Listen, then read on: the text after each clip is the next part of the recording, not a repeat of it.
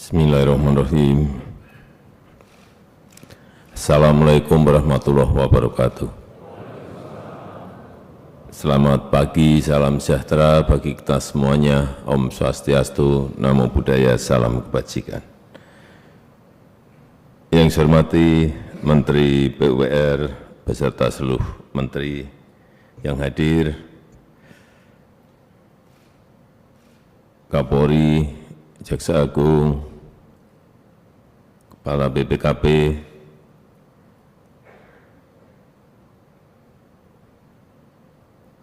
seluruh dirjen dan mitra kerja Kementerian PUPR, Bapak Ibu hadirin dan undangan yang berbahagia.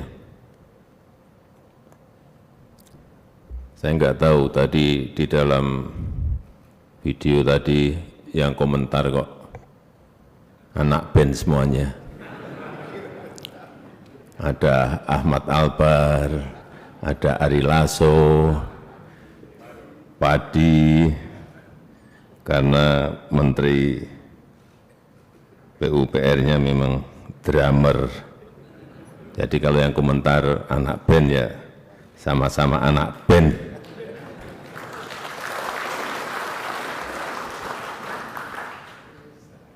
Ya bisik-bisik tadi kok yang komentar kok anak band semua tadi. Saya baru ingat, oh ya, drummer. Bapak Ibu sekalian yang saya hormati, kita tahu dimulai 2015 anggaran infrastruktur itu lipat hampir 2 kali. Dimulai dari sana. Dan kita telah memutuskan untuk membangun infrastruktur besar-besaran. Negara sebesar Indonesia dengan 17.000 pulau semuanya membutuhkan yang namanya infrastruktur.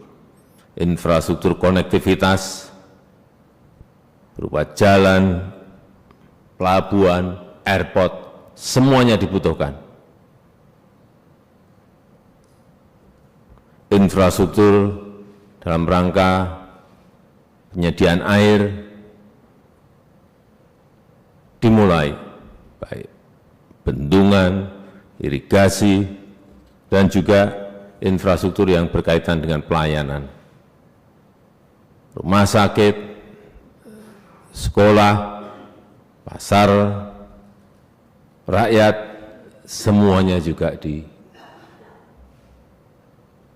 dibangun oleh pemerintah, dikerjakan oleh PUPR. Dan di periode yang kedua, kita membangun satu yang besar.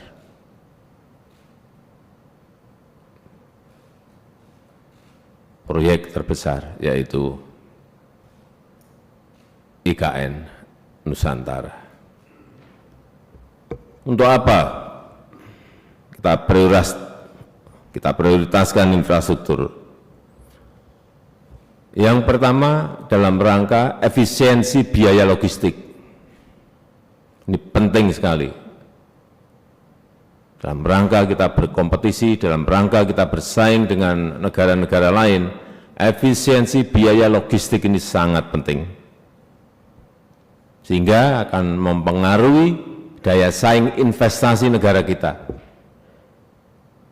Enggak akan mungkin investor datang kalau infrastruktur kita jelek. Mau ke sebuah pulau enggak bisa karena enggak ada airport. Mau ke sebuah pulau enggak bisa karena enggak ada seaport. Mau ke sebuah pulau enggak ada karena enggak ada jalan. Yang ketiga, kita ingin menumbuhkan titik-titik pertumbuhan ekonomi baru. Dengan infrastruktur baru akan muncul titik-titik pertumbuhan ekonomi baru. Ini penting. Yang keempat, ini untuk konektivitas sosial dan budaya. Infrastruktur itu juga mempersatukan. Karena ada airport, orang Aceh bisa langsung terbang ke Papua.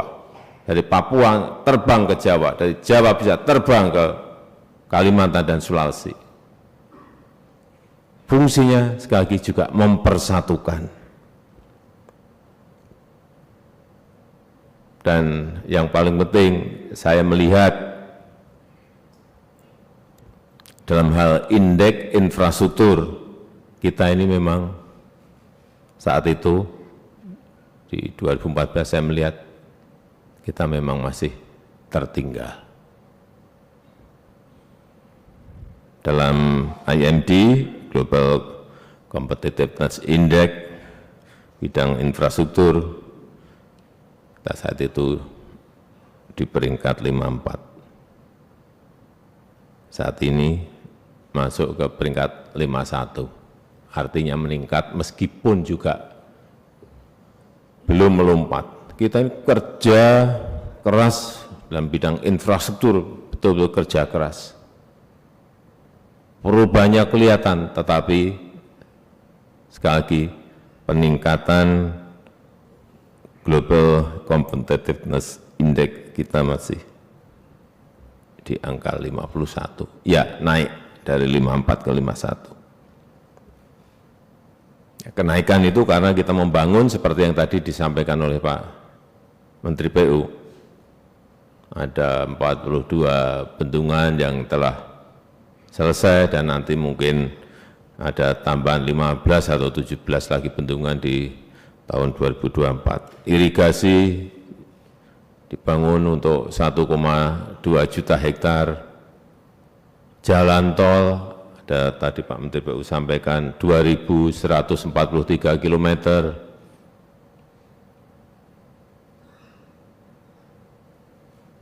Sebuah lompatan besar untuk kita, tetapi kalau kita bandingkan dengan jalan tol yang ada di Tiongkok, kita ini total berarti hampir 3.000 kurang dikit, 3.000 kilometer jalan tol di RRT, berapa Pak Menteri?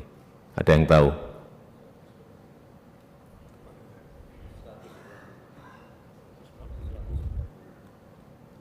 ,190.000 kilometer. Bendungan kita ini total hampir 300 bendungan. Di Korea 20.000 bendungan. Di RRT seingat saya 98 bendungan. 98.000 bendungan. Jadi masih jauh, masih perlu kerja keras. Meskipun ya kita melakukan sebuah lompatan. Jalan nasional telah dibangun dalam 9 tahun ini 5.700 km. Rumah 8,2 juta dari program 1 juta rumah setiap tahun.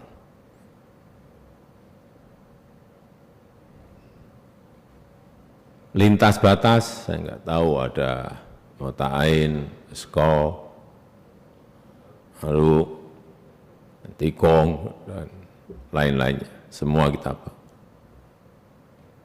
Selain itu kita juga membangun infrastruktur karena ada event-event besar di negara kita. Asian Games 2018, kita merombak total Gelora Bung Karno beserta lingkungannya. KTT G20 juga persiapannya juga kerjakan oleh Kementerian PUPR.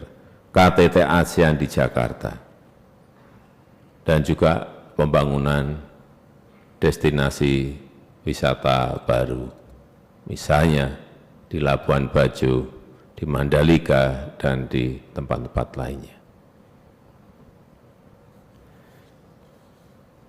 Ini semua adalah hasil kerja keras Bapak Ibu semuanya. Saya hanya ingin mengingatkan, dalam perencanaan ini penyiapannya agar lebih komprehensif. Saya berikan contoh membangun jalan. Jangan urusan jalannya saja, tapi mestinya satu paket pengerjaan itu jalan, drainasenya plus tambahan satu landscape-nya, trotoar dan landscape-nya. Jadi sisi arsitekturalnya, sisi landscape-nya, semuanya menjadi satu kesatuan paket. Memang kadang-kadang kita ini melihat anggarannya, waduh anggarannya ini hanya bisa untuk ngerjain jalan saja. Tapi menjadi nanti jalan rusak karena drainasenya belum ada karena memang belum dianggarkan. Jadi mestinya cara berpikir kita satu paket perencanaan. Jalan, drainase, trotoar, landscape-nya semuanya disiapkan. Karena kalau hanya jalan saja nanti yang terjadi, rakyat pasti di pinggir jalan, wah ini belum dibuat trotoar, tak buat jualan dulu. Wah, sudah langsung kaki lima, warung-warung semuanya di pinggir jalan. Mau membuat trotoar, drainase, harus ada ongkos sosialnya lagi ke depan. Ini yang saya bilang harus satu paket itu seperti itu. Yang kedua, di Labuan Bajo misalnya, saya melihat ada jalan bagus, ada trotoarnya bagus, mulai ada tanam pohon, waduh ini sudah beda, ini sekarang PU, bagus. Ya, seperti itu. Tapi masih sedikit semennya kelihatan. Kesan semen itu keras gitu ya, atos, nah, dilunakkan dengan landscape yang baik. Sedikit kritik.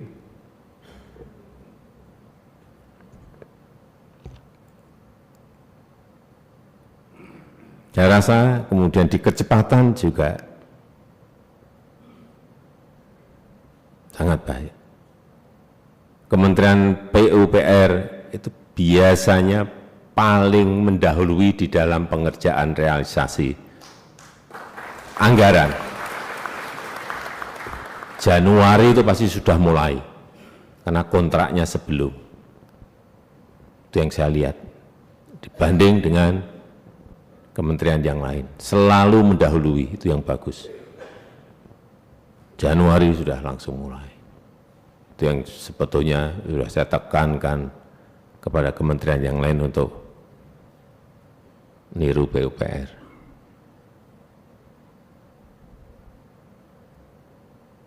Saya rasa itu yang ingin saya sampaikan dalam kesempatan yang baik ini.